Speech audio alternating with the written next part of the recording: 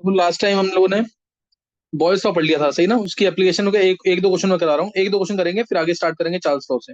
और मैंने तुम्हें बताया कि लॉज जितने भी है ना, वो सब यही है, पीवी रिटर्न आरटी। ये लास्ट टाइम तुम्हें मैंने करा दिया था, सही ना? तो अब ये क्वेश्चन नोट करेंगे फिर आगे करते हैं।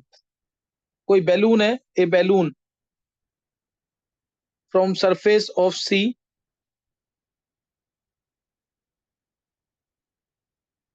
From surface of sea is taken to a depth of 100 metre. बहुत कॉमन क्वेश्चन है ये।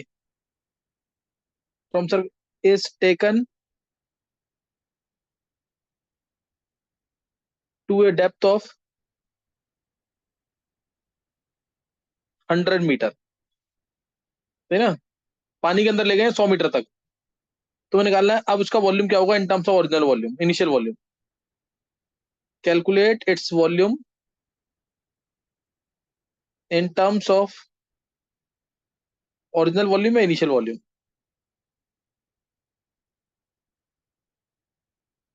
ये क्वेश्चन करेंगे जल्दी से, बहुत कॉमन क्वेश्चन हो चुका है अभी।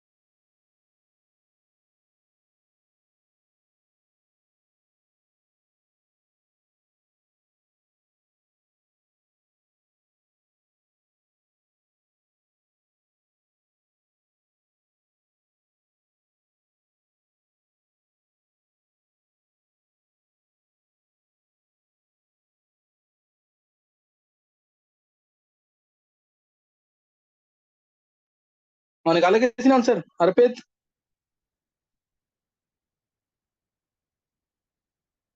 3/10 अप्रोक्सीमेटली। 3/10 किसने निकाला है? सर अतुल ने। अतुल्य, देखते हैं देखो। पहले तो पीवी रिटर्न आरटी रिलेशन होती है। ये मान लो सी है, बैलून है, ऊपर इसको ले गए 100 मीटर पानी के अंदर। पहले ऊपर बैलून था, 100 मीटर पानी में ले गए। ऊपर जो प्रेशर लगेगा इसके ऊपर, देखो अब इस होल प्रोसेस के अंदर टेम्परेचर क्या होगा? कांस्टेंट। गैस जो है बैलून के अंदर, एयर वगैरह जो कोई भी गैस है, वो भी क्या है? कांस्टेंट। तो मोल्स भी क्या हो गए? कांस्टेंट। आर होता ही कांस्टेंट है। यानी रिलेशन लगानी है तो मैं P1 V1 equal to P2 V2। इसी से करना है सारे क्वेश्चन, पीवी रिटर्न आरटी से ही। तो P1 V1 equal to P2 V2 लगेगा। P1 कितना है? P1 कितना आएगा? 1। P1 आ जाएगा यहाँ पे। देखो, इनिशियल इनिशियल प्रेशर जो बैलून पे लगेगा वो होगा 76 P1 की वैल्यू। V2/V1 निकालना है तुम्हें इसके अंदर। 76 centimetre of mercury, 76 into 13.6 into G. और P2 फाइनल प्रेशर क्या होगा इस पॉइंट पे, 100 मीटर डेप्थ पे, 100 मीटर पानी के अंदर, 100 मीटर पानी के अंदर प्रेशर कितना होगा। P2 कितना होगा, एक तो 76 इंटू 13.6 इंटू जी, ये तो होगा ही होगा जो इस पे लग रहा था, यहाँ जो लग रहा था 1 एटमॉस्फेयर वही, प्लस 100 मीटर पानी के अंदर 100 इंटू 10⁻², तो पहले ही कर देना ताकि सेंटीमीटर में आ जाए। डेंसिटी पानी की 1, सही ना। H, रो और जी कितना आएगा, एज इट इज जी लिख देना। बस अब तुम्हें P1 पता लग गया, P2 पता लग गया, तो V2/V निकल जाएगा कि नहीं। 3/10 नहीं आएगा अतुल्य, 3/10 नहीं आएगा, ये कम होगा और। सर V बाय कहोगे 10। V/10, हाँ V/10 होगा, सही है, बिल्कुल सही है V/10। ये अतुल्य के अलावा किसी ने नहीं निकाला, ये कर लेना, ये बहुत कॉमन क्वेश्चन हो चुका है, ऑब्जेक्टिव में पूछ लेते हैं इसको।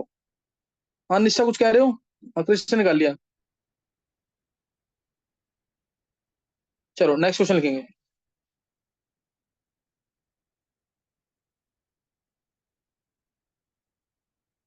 नेक्स्ट क्वेश्चन है इसी में, diameter of balloon is equal to 0.4 metre. Dia of balloon 0.4 metre दे रखा है। It is taken to a height, balloon is taken to a height where pressure is equal to, where pressure is equal to 0.6 atmosphere, 0.6 atmosphere. Calculate its new diameter. पहले डेप्थ पे ले गए थे, अब एक हाइट पे ले गए हैं, नया डायमीटर कितना होगा निकालो।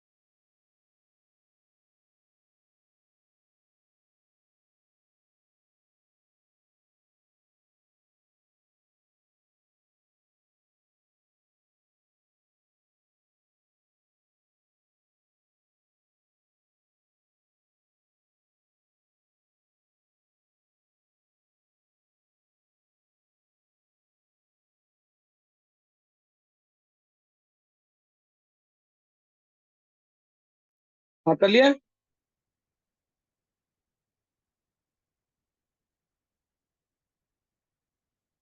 निकाल लिया आंसर।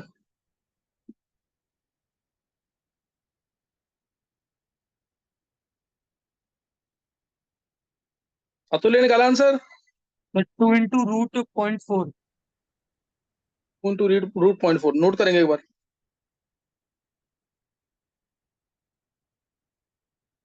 देखो इसमें भी वही, बैलून को एक हाइट पे ले जा रहे हैं, पहले डेप्थ पे ले जा रहे थे, अब हाइट पे ले जा रहे हैं, तो नंबर मोल्स तो गैस के कांस्टेंट रहेंगे बैलून के अंदर, आर है ही कांस्टेंट, टेम्परेचर कांस्टेंट, तो इसमें भी क्या लगेगा, बॉयल्स लॉ। प्रेशर इनिशियल कितना है 1 एटमॉस्फेयर, वॉल्यूम इनिशियल कितना है 4/3 पाई इंटू 0.2 का क्यूब, फाइनल प्रेशर कितना है 0.6, final volume 4/3 pi into r का क्यूब, 4/3 पाई से 4/3 पाई कैंसिल हो जाएगा, तो इससे आर की ये आ जाएगा, इससे आर की नहीं, यही क्या तुल्य है? Yes sir. सर वो रूट रूट के अंदर 0.4/3 भी होगा। हाँ हाँ, डायमीटर आ जाएगा इससे 2r, सही ना, आर निकालने के बाद 2r निकाल लेना, क्लियर है कि नहीं? ये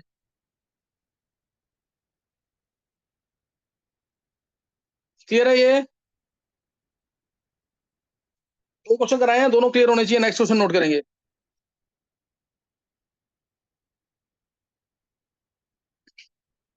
नेक्स्ट नोट करना है चार्ल्स लॉ एक बार पहले, फिर क्वेश्चन कराता हूँ तुम्हें। चार्ल्स लॉ भी एज सच कोई लॉ तो है नहीं, मैंने तुम्हें बताया पीवी जो 10 RT होता है, प्रेशर को मानो कांस्टेंट, मोल्स को मानो कांस्टेंट, तो v डेरिवेशन टू टी आएगा, v1/T1 is equal to v2/T2, ये मेन लिए चार्ल्स लॉ, सही ना, ये है मेनली चार्ल्स लॉ, सही ना। और इसको स्टार्टिंग जो आई थी इसमें pressure remaining constant, pressure remaining constant जो स्टेटमेंट आई थी इसकी स्टार्टिंग में, volume of given mass of a gas, volume of given mass of a gas increases or decreases by 1/273 times of its value for every 1 degree rise or fall in temperature, ये proper statement है इसकी। अगर तुम pressure को रखते हो constant, then volume of gas will increase और decrease, will increase और decrease by 1/273 times of its value for every 1 degree rise और fall in temperature, temperature rise करेगा तो वॉल्यूम वॉल्यूम बढ़ जाएगा, टेम्परेचर डिक्रीज करेगा तो वॉल्यूम कम हो जाएगा, समझिए कि नहीं? ये स्टेटमेंट है इसकी, एक्चुअल में ये, इसको मैं स्टेटमेंट को अगर मैथमेटिकली लिखूं तो volume of given mass of gas is equal to V naught initial volume will increase by 1/273 times of its value into क्या आएगा टी, 1 डिग्री राइज और फॉल इन टेम्परेचर, यहाँ प्लस भी आता है माइनस भी आता है, अगर वॉल्यूम डिक्रीज करेगा तो प्लस की जगह माइनस आ जाएगा, volume of given mass of a gas increases और decreases by 1/273 times of its value for every 1 degree rise और फॉल इन टेम्परेचर, ये है क्या चार्ल्स लॉ, ये चार्ल्स लॉ है। अब अगर मैंने इस टी को मान लो -273 पुट कर दिया, -273 डिग्री सेल्सियस पुट कर दिया, तो वॉल्यूम आ जाएगा यहां से कितना, V0 plus V0/273 into -273, zero आ गया कि नहीं? यानी कोई भी गैस हो उसका वॉल्यूम जीरो हो जाएगा एट -273 डिग्री सेल्सियस और 0 केल्विन, याद रखना टर्म, ऑब्जेक्टिव में बहुत पूछते हैं, 0 केल्विन को एब्सोल्यूट जीरो बोलते हैं, लाइन याद रखना, at absolute zero volume of any gas hold zero volume, सही ना, जीरो टेम्परेचर पे, 0 केल्विन पे या -273 डिग्री सेल्सियस पे किसी भी गैस का वॉल्यूम क्या हो जाएगा, जीरो हो जाएगा, किसी भी गैस का वॉल्यूम क्या हो जाएगा, जीरो हो जाएगा। तो उसका कर्व की बात करें तो कर्व कैसा बनेगा, यहां तुम देखोगे वी वर्सेस टी का कर्व, वी वर्सेस टी, तो वी जुड़ के टी आया, कर्व कैसा बन जाएगा इसमें, सिंपल, वॉल्यूम वर्सेस टेम्परेचर का कर्व, वॉल्यूम वर्सेस टेम्परेचर का कर्व ये बन जाएगा। लेकिन अगर ये टेम्परेचर यहाँ पे तो टी 0 केल्विन था, यहाँ 0 केल्विन था, अगर इसी टेम्परेचर को मैं 0 डिग्री सेल्सियस कर दूं तो क्या हो जाएगा, तब क्या हो जाएगा, तब ये कर्व चेंज हो जाएगा इस तरीके से,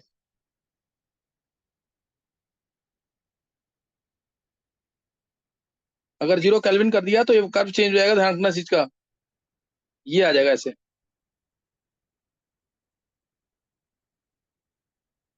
यहां पे जाके कुछ आएगा 0 केल्विन, अब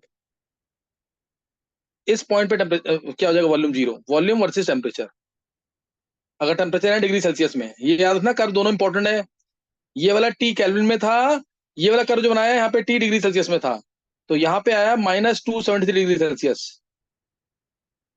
यानी 0 केल्विन। क्लियर है कि नहीं ये? क्लियर है? स्टेटमेंट ध्यान रखना इधर, स्टेटमेंट ध्यान रखना जो बताया मैंने।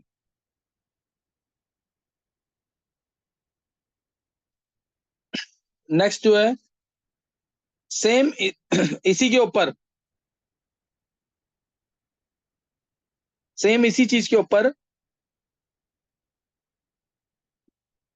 एमेंटन्स लॉ भी है।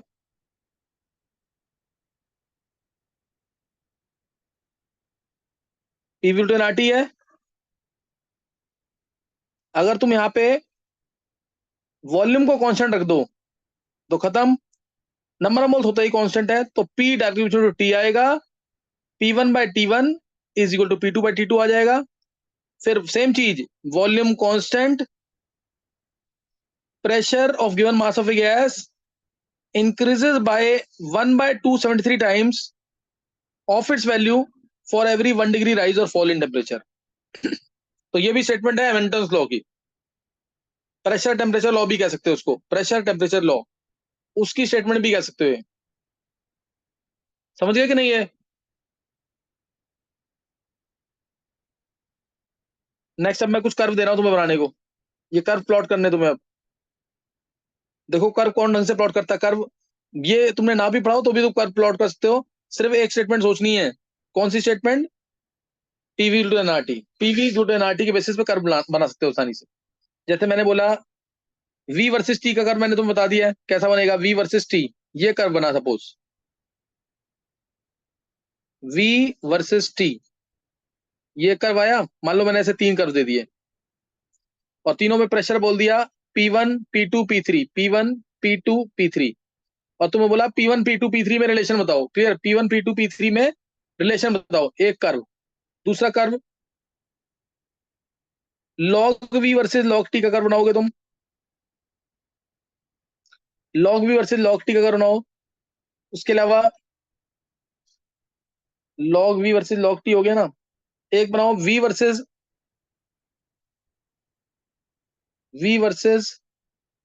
चलो वी वर्सेस टी का कर्व तो बना ही दिया है, वी वर्सेस 1/T का कर्व बनाओ, वी वर्सेस 1/T का कर्व बनाओ। तीसरा बनाओ V/T वर्सेस वी का, V/T वर्सेस टी का। और एक बना दो तुम, एक ये बहुत इंपॉर्टेंट, देखो कौन सोच पाता है, वीटी वर्सेस टी का, वीटी वर्सेस टी का। ये 5 कर्व दिए हैं और इधर क्वेश्चन बोला P1 P2 P3 में क्या रिलेशन है। पहले वाले कर्व में P1 P2 P3 में क्या रिलेशन है, करो ट्राई। ये पांचों कर्व सही होने चाहिए।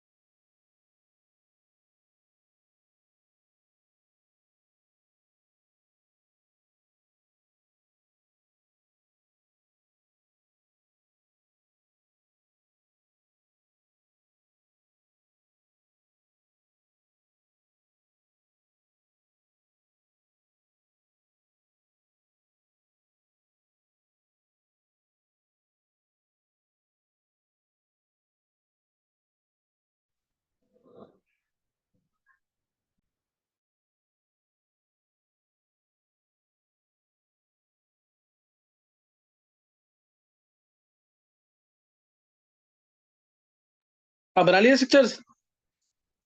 देखो फर्स्ट वाला, log log V versus log T है, log V versus log T, V is to K T था,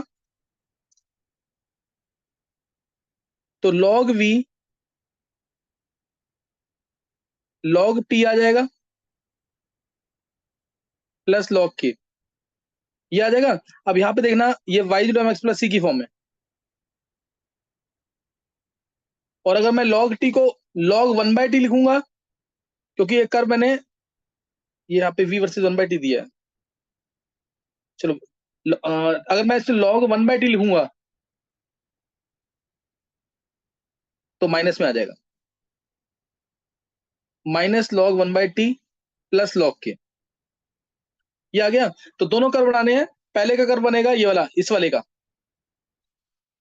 स्लोप इसका 1 है, वाई इंटरसेप्ट इसका लॉग के है, log V versus log T, curve ये बन जाएगा, ये कर्व बन जाएगा।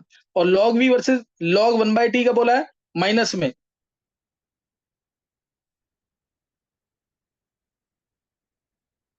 तो कर्व ये बन जाएगा नीचे की तरफ, तो नीचे की तरफ कर्व बन जाएगा। दो कर्व बता दिए मैंने, ये मैं दो हटा रहा हूं यहां से,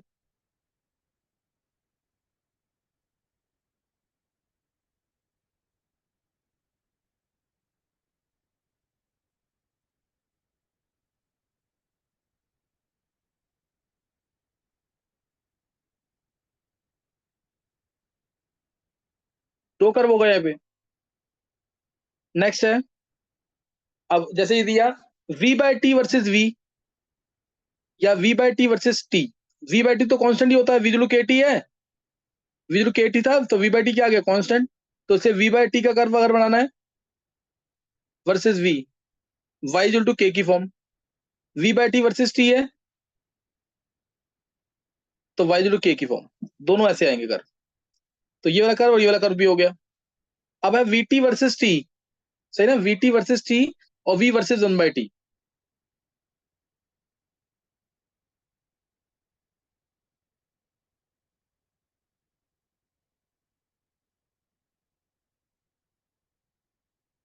vt वर्सेस t,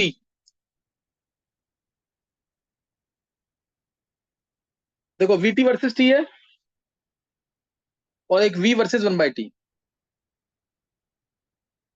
तो vt वर्सेस t अगर तुम्हें बनाना है, तुम्हें ये पता है v के टी होता है,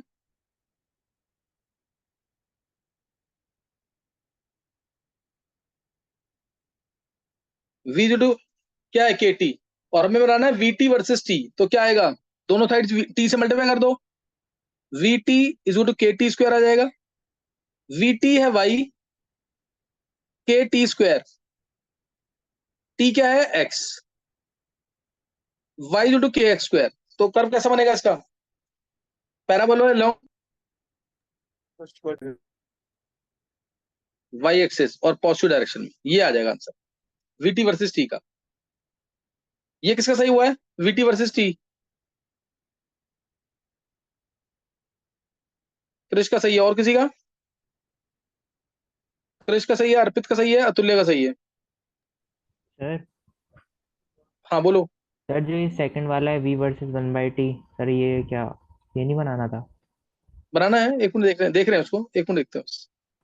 बनाया क्या, यस सर, बना लिया। क्या बनाया, सर हाइपरबोल आएगा ना?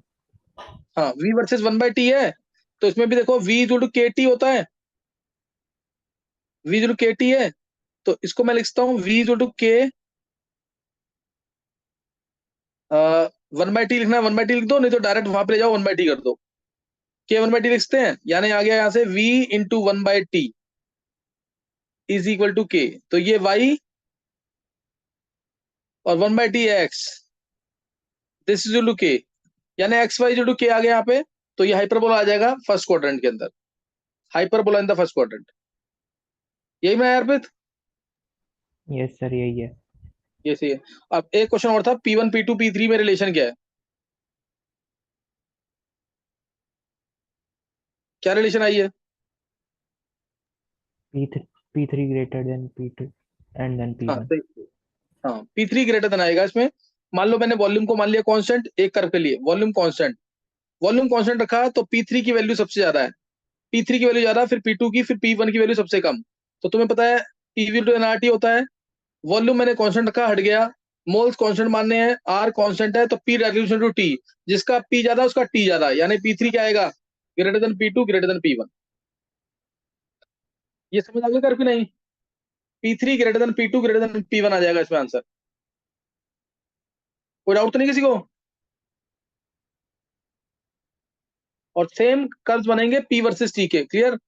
सेम कर्व्स बनेंगे P वर्सेस T के, जो कि क्या है, एमेंटन्स लॉ, और उसको गेलुसैक्स लॉ भी कहते हैं, एमेंटन्स लॉ और गेलुसैक्स लॉ। क्वेश्चन लिख लेंगे एक।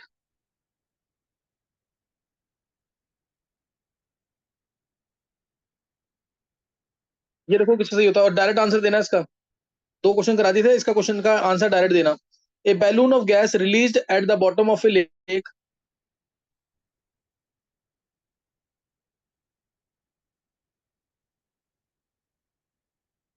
a balloon released at the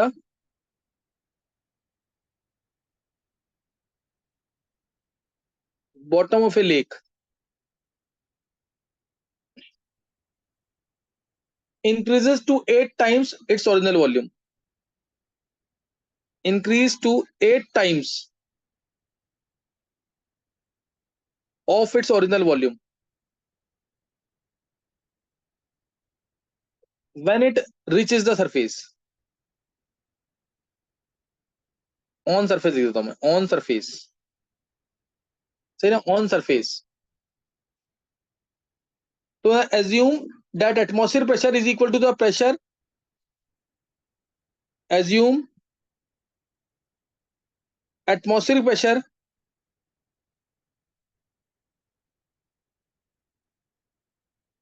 assume that atmospheric pressure is equal to the pressure exerted by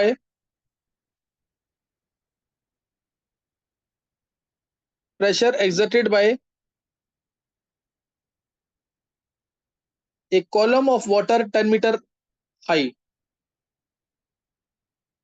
by a column of water 10 meter high.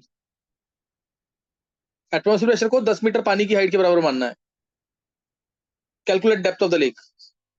80 meter. कितना? 80। डेप्थ ऑफ लेक 80 मीटर निकाली है अतुल्य ने, बाकी भी ट्राई करेंगे।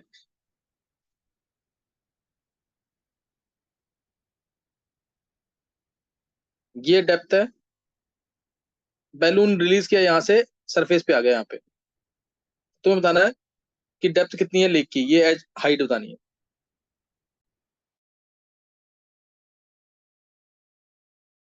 70। 70 किसे बोला है? कृष्ण ने? Yes sir. चलो अभी देखते हैं, कृष्ण रुक गया एक मिनट।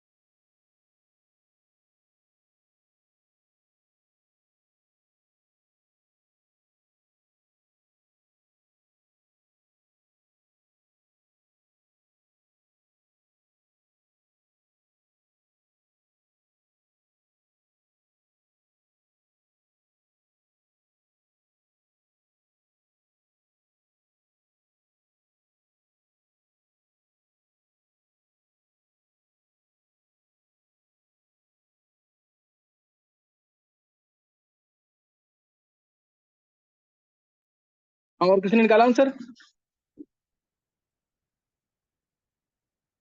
अर्पित? Yes sir. सर मेरा भी 80 आ रहा है। 80 आ रहा है। चलो देखेंगे आंसर को। देखो, यहाँ पे बैलून था, बहुत ध्यान से देखना, बहुत इजी क्वेश्चन है, निकलना चाहिए आंसर इसका। यहाँ बैलून था, हाइट मान ली मैंने एच, और यहाँ पे जो प्रेशर लग रहा है वो लग रहा है 10 मीटर पानी की हाइट का, सरफेस पे 10 मीटर पानी की हाइट पर। इसने बोला ना एटमॉस्फेयर प्रेशर कितना है, pressure exerted by water of 10 meter height. तो सरफेस पे प्रेशर 10 मीटर पानी की हाइट, 10 ρg प्रेशर, और वॉल्यूम मान लिया V1, सही ना, वॉल्यूम मान लिया V1। अब जो इस हाइट पे ले गए, नीचे जो ले गए हैं प्रेशर जो है, या नीचे से ऊपर लाए हैं, बात एक ही है। ये वाला प्रेशर भी लगेगा, 10 मीटर हाइट वाला भी लगेगा, और प्लस एच हाइट की वजह से भी प्रेशर लगेगा। तो 10 ρg plus H ρg into V2। और बैलून का साइज कितना हो गया है, साइज तो पता ही है, ऊपर ज्यादा होगा। V1 जो है वो 8V2 है क्लियर है कि नहीं? V1 है 8V2, ऊपर तो साइज ज्यादा ही होगा ना। तो ये 8V2 है, ρg तो सब कैंसिल हो जाएंगे, तो V2 भी हट गया, 8 आ गया, 80, 80 माइनस 70 आएगा, 70 आंसर बिल्कुल सही है। अर्पित एक समझ आ गया है? हाँ सर समझ आ गया, वो माइनस, ये माइनस में थी। अर्पित ये गलती नहीं होनी चाहिए बिल्कुल, ये छोटे क्वेश्चन है सारे, ये निकलने चाहिए सारे क्वेश्चन। सॉरी चलो सर, कुछ नहीं बता। अगली बार नहीं हाँ होगा। कुछ नहीं। अर्पित ट्राई, पता ये छोटी छोटी गलतियां है ना, यहाँ पे ना हो ना, तो इससे तेरी एक्यूरेसी बढ़ जाएगी बस। कल अर्पित कितने मार्क्स से कल? सर 25 थे। वो अभी कम है अर्पित, काफी। फॉर्मूले लिख सारे चैप्टर के जरूर हैं। सर वो सर छोटी मोटी चीजें मैं भूल गया सर सारी, फॉर्मूले और और तूने, इलेक्ट्रोकेमिस्ट्री। नहीं अर्पित 25 जैसे ना 40 के आसपास तो होते हैं ना फर्स्ट टेस्ट में, तो कोई दिक्कत नहीं थी, कम है अभी सर जो बहुत। अच्छा